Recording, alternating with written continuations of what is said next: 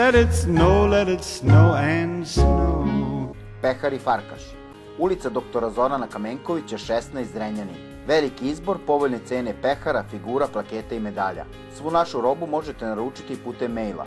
Telefon 023 528 836 023 310 0030. Pehar i Farkaš. Kvalitet je jedina naša opcija. Rukometaši Proletar Agro Živa zabeležili su sigurnu pobedu nad ekipom Dinama iz Pančeva. Rukometaši iz grada na Begeju uspeli su u komšijskom derbiju, moramo priznati nikad lakše da savladaju Pančevci. Rezultatom 31-24 nastave svoj zacrtani pohod ka eliti. Proletar je bio bolji u svim segmentima rukometne igre. Pobeda domaćina nijednog trenutka nije dolazila u pitanje.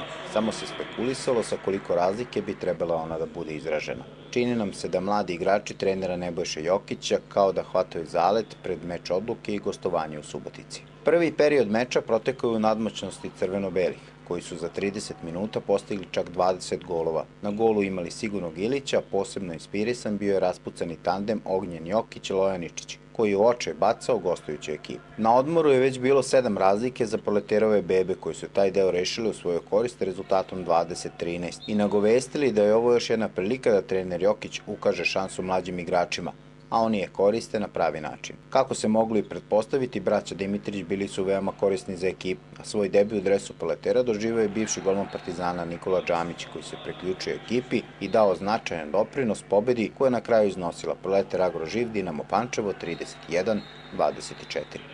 Kao i ja i svi ostali saigrači, ozbiljno smo jako ušli u ovu utakmicu sa namjerom da što bolji rezultat bude u našu korist i ujedno pripremu i generalnu probu pred jednu bitnu utakmicu koja nas očekuje u sredu. U sredu možemo slobodno reći meč sezone, jer nije isto ući sa 2 ili bez bodova u taj baraž, kako su neka očekivanja pred gostovanjem Subotice? Ja se slažem se sa vama, mnogo je ozbiljnije ući sa 2 boda i boriti se tamo sa ostalim ekipama.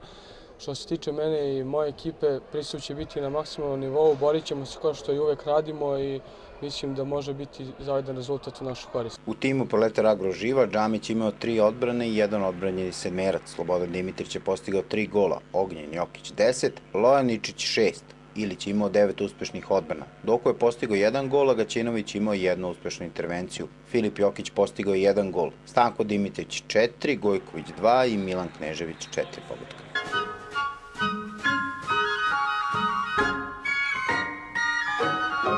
Let it snow and snow.